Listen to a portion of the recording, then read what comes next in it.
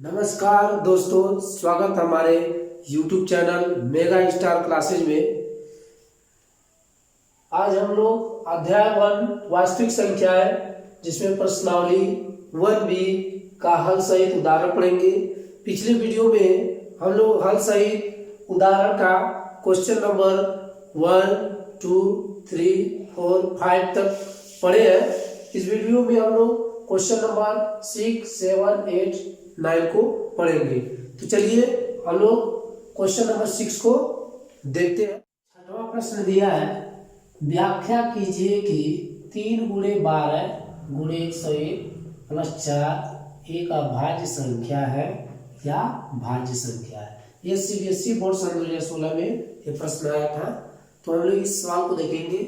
बहुत ही शानदार सवाल है ये और इस पर आधारित प्रश्नावली 1B में भी कई प्रश्न दिए गए हैं और परीक्षा में भी यह सवाल कई बार पूछा है। तो इसको अच्छे ढंग से आप लोग समझिएगा, देखिएगा। तो चलिए हम लोग देखते हैं, सॉल्व करेंगे हम लोग। तो ये संख्या सिद्ध करना है कि भाज्य है कि अभाज्य है। सबसे पहले हम लोग जान लेंगे भाज्य और अभाज्य संख्या क्या है।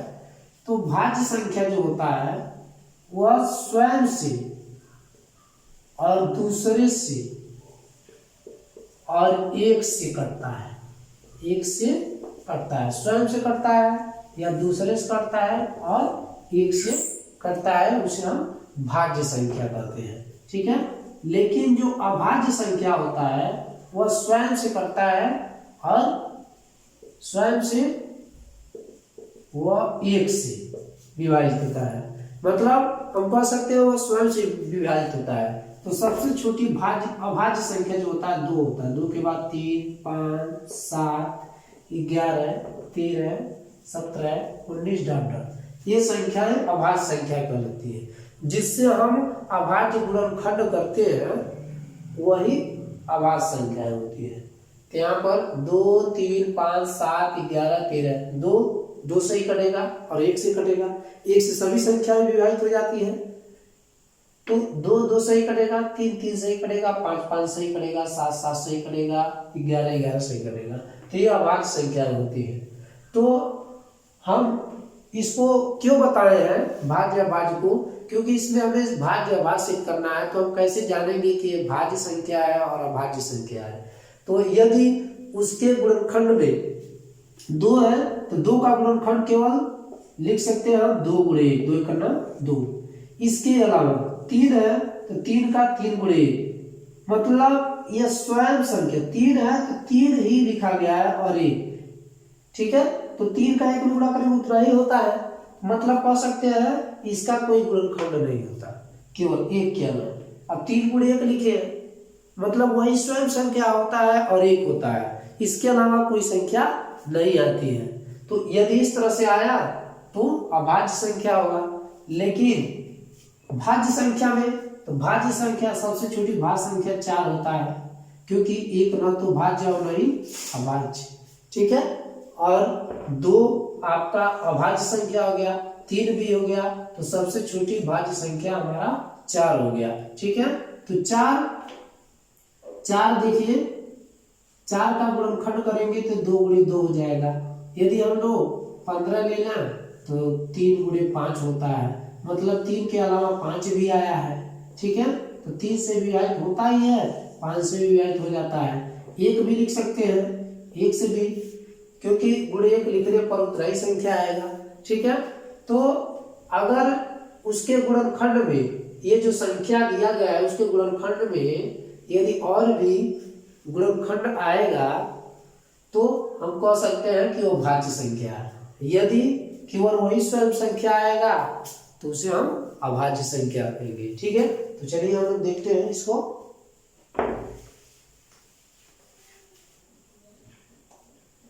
तो दिया है संख्या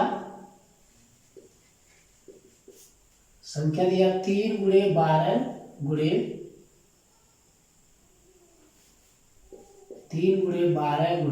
101 प्लस 4। ठीक है। तो 3 गुणे 12 तो यहाँ पर प्लस 4 दिया है और ये तीनों का गुणा किया गया है तो प्लस 4 है। तो हम इसको आसानी से लगा सकते हैं यदि 12 है तो 12 के गुणनखंड में 4 होता है, तो इसको हम लिख सकते हैं 3 गुणे 12 है तो 3 गुणे 4 लिख सकते हैं, 3 चौका 12 और गुणे 101 प्लस 4। ठीक है, अब क्या करेंगे, इसमें ये 3 सब गुणा है और ये प्लस है, तो इसमें और इसमें देखेंगे 4 कॉमन है, दोनों मिल रहा है तो 4 कॉमन ले लेंगे, तो क्या बचेगा हमारा 3 गुणे 101 और प्लस, जब 4 कॉमन लेंगे तो जब कॉमन लेते हैं तो उसमें 1 बच जाता है, क्योंकि जब कोष्टक तोड़ेंगे तो गुणा होगा। यदि हम 4 कॉमन ले रहे हैं, यहाँ पर 0 लिख रहे हैं तो 4 सुनाई 0 हो जाएगा, गलत हो जाएगा। कॉमन जब लेते हैं तो वहां पर 1 बच जाता है, पूरा संख्या कॉमन ले रहे हैं तो 1 बच जाएगा। अब देखिए तो 4 हो गया, 3 त्रिका 9 और 9 का 9 9 सुनाई 0 9 का 9 909 हो गया और प्लस 1, तो 4 और 909 और 1 910, तो ये 4 का गुणज है, मतलब 4 जो होता है वह भाज्य संख्या होता है, इसका मतलब ये संख्या भाज्य होगा, ये संख्या क्या है, भाज्य है। ठीक है, क्योंकि शुरू में ही यदि हम इसका गुणा करें पूरा तो उसमें 4 का गुणा कर रहे हैं और 4 का गुणनखंड 2 गुणे 2 होता है, और 910 भी सब संख्या उसमें भी 2 आएगा। ठीक है, लेकिन अभाज्य संख्या जो होता है स्वयं से कटता है, ये तो 4 से भी कट जाएगा, 2 से भी कट जाएगा, कई संख्याओं से कट रहा है, तो इसे हम भाज्य संख्या कहेंगे। ठीक है, तो अब हम लोग 7वें प्रश्न को देखेंगे। 7वां प्रश्न दिया है, निम्नलिखित गुणनखंड वृक्ष को पूर्ण कीजिए और x, y तथा z के मान ज्ञात कीजिए, और यह सीबीएसई बोर्ड सन 2015 में आया था ये प्रश्न। ठीक है, तो चलिए हम देखते हैं इसको। यहाँ दिया गुणनखंड वृक्ष से ये गुणनखंड संख्याओं का किया गया है, और इसमें कह रहा है x, y और z के मान ज्ञात कीजिए और इसको पूरा करना है, मतलब इसका जो मान ज्ञात करेंगे वही संख्या आप रख देंगे तो यह पूरा हो जाएगा। तो कैसे मान ज्ञात किया जाता है, हम लोग इसके पिछले वाले वीडियो में पढ़े हैं कि गुणनखंड वृक्ष से मतलब वृक्ष वृक्ष से गुणनखंड कैसे किया जाता है और उसके गुण क्या होते हैं। तो यदि आप नहीं देखे हैं तो पिछले वीडियो को देख सकते हैं, लेक्चर 8 देख सकते हैं, उसमें स्पष्ट बताया गया है गुणनखंड वृक्ष के बारे में। तो चलिए हम लोग देखते हैं। यहाँ पर यदि आप नहीं देखे हैं तो इस वीडियो को भी देखेंगे तो अच्छे ढंग से समझ में आ जाएगा। ठीक है, तो चलिए देखते हैं। इसमें दिया है x के, अब यहाँ पर 2 पार्ट किए गए हैं, x के 2 पार्ट किए गए हैं। ठीक है, एक 2 है और एक y है। ठीक है, ये 2 है आपका और एक y है। यहाँ पर फिर y का 2 पार्ट किया गया, 3 है और 1855 है, मतलब 2 गुणनखंड यहाँ पर हुआ है। उसी तरह से यहाँ पर हुआ है। यदि हम चेक करना चाहते हैं कि y का ही 2 पार्ट है तो यहाँ से समझ सकते हैं, अगर गुणा करेंगे इन दोनों का तो इसके बराबर हो जाएगा। देखिए 5 करना 5 5 7 35, 35 को 5 और 3 हासिल हो जाएगा, 5 से 15, 15 3 18, मतलब इन दोनों का गुणा करने पर यह संख्या प्राप्त हुआ है। इसका मतलब यदि हमें y का मान निकालना है तो इन दोनों का गुणा कर देंगे तो इसके बराबर हो जाएगा। ठीक है, उसी तरह से यदि हमें z का मान निकालना है तो इन doनों का गुणा कर देंगे तो इसके बराबर दिखा देंगे तो हमें z का मान भी प्राप्त हो जाएगा। चलिए पहले हम लोग z का ही निकाल लेते हैं, क्योंकि आप मान दिया है, z का ही निकाल लेते हैं। तो z का निकालेंगे तो 7 गुणे z बराबर कितना आ जाएगा 371, और z बराबर इस 7 को इधर गुणा है तो इधर जाएगा तो भाग हो जाएगा 371 बटे 7। तो z बराबर 7 पचे 35 और 37 और 2 बचा 21, 7 त्रिका 21, z का मान हमें 53 प्राप्त हो गया। ठीक है, अब उसी तरह से y का मान निकालना है तो इन दोनों का गुणा कर देंगे तो यहाँ पर y का मान निकल जाएगा। तो y बराबर लिख देंगे, y बराबर 3 गुणे 1855। अब इसका आप लोग गुणा कर लेंगे तो 3×5 = 15 को 5, 3×5 = 15, 1 16, 16 को 6 एक हासिल, 3 × 8 = 24, 24 से 25, 25 को 5 2 हासिल, 3 × 9 3, 3 2 5 हो जाएगा। ठीक है, 5565 हो जाएगा। ठीक है, y का मान एक प्राप्त हो गया हमें। अब हम लोग x का मान निकालेंगे, क्योंकि x का मान निकालेंगे तो y का मान हमें आवश्यक है। इसको y का मान यदि निकलेगा तभी हम ज्ञात कर सकते हैं x का, इसलिए हम y का पहले निकाल रखे हैं। तो अब x का मान निकालेंगे, तो x बराबर निकालेंगे तो 2y होगा, और 2y का मतलब 2 × y का मान कितना हो गया 55 65। अब इसका हम लोग गुणा कर लेंगे, यहाँ पर लिख सकते हैं 2 × 5 = 10 को 0, 2 × 6 = 12, एक हासिल 13, 13 को 3 एक हासिल, 2 × 5 = 10, 1 11, 11 को 1 एक हासिल, 2 × 5 = 10, 1 11, 11130। ये x का मान हो गया।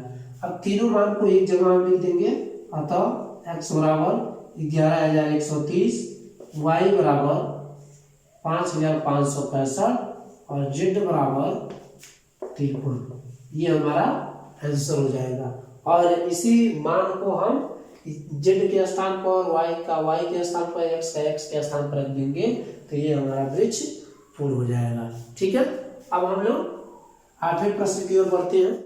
8वां प्रश्न दिया है, अभाज्य गुणनखंड द्वारा 2520 और 10530 का एलसीएम ज्ञात कीजिए। यह सीबीएसई बोर्ड सन 2016 में यह प्रश्न आया था।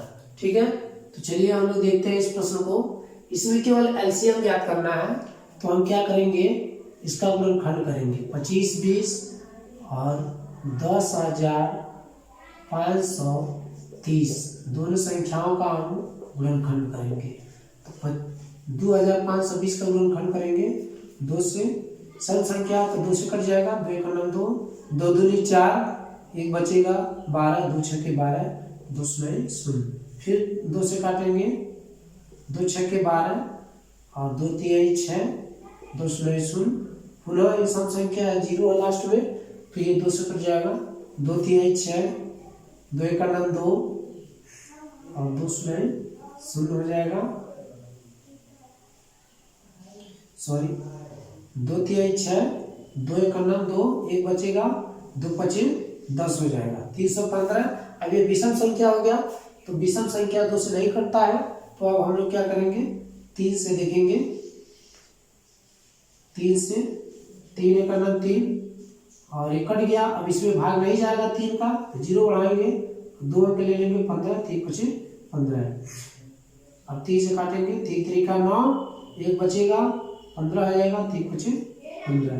पुनः अभी 5 से जाएगा, 5 × 7 = 35 और 7 से 7 = 7। तो हम यहाँ लिख देंगे 2 × 2 × 2 और 3 × 3 × 5 × 7।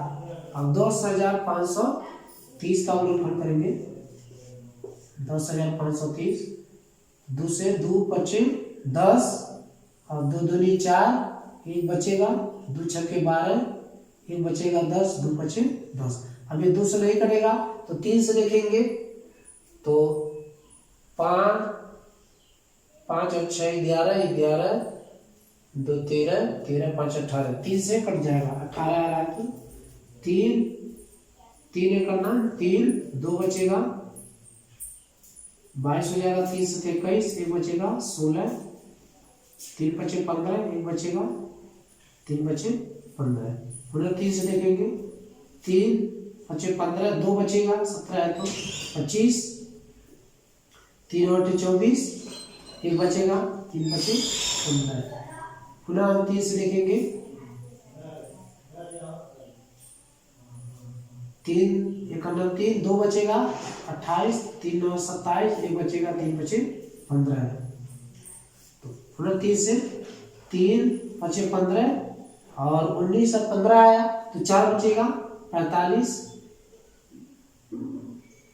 3 × 5 = 15, सॉरी 3 × 6 = 18 हो जाएगा, एक बचेगा, तो 15 हो जाएगा, 3 × 5 = 15। अब ये 3 से नहीं करें, 6 × 5 = 11, जोड़ने पर 11 आ रहा है, 11 3 से विभाजित नहीं होता, तो 5 से काटेंगे, 5 के ना 5 और एक बचेगा तो 15 आ जाएगा, 5 3 15। अब ये 13 से विभाजित होगा। ठीक है, अब यहाँ पर गुणनखंड हम लोग लिख देंगे। 2 एक कई बार आया है, 1 2 3 4, 4 बार 3 आया है, 3 गुणे 3 गुणे 3 गुणे 3 लिख सकते हैं। ठीक है, अब 5 एक कई बार आया है और 13 एक बार आया है। ठीक है, तो अब हम लोग एलसीएम निकालेंगे। तो एलसीएम में जो मिलता है उसको लिखते हैं, जो नहीं मिलता उसको भी लिखते हैं। तो यहाँ पर दिया है 2 3 बार आया है, इसमें एक ही बार आया है तो अधिक बार वाला लिखेंगे। 3 इसमें 2 बार आया है, इसमें 4 बार आया है तो इसको 4 बार वाला लिखेंगे जो अधिक बार है। ठीक है, अब हम लोग 5 इसमें एक बार आया है, इसमें भी एक बार आया है तो एक बार लिख देंगे। अब 13 इसमें एक बार आया, इसमें 7 देखेंगे पहले, 7 है इसमें एक बार, इसमें नहीं है तो 7 को भी लिखेंगे। 13 इसमें है, इसमें नहीं है, इसको भी लिखेंगे। अब सबका गुणा कर लेंगे, इस पूरा का गुणा कर लेंगे तो हमारा प्राप्त हो जाएगा 29 48। गुणा करके देख सकते हैं हम लोग।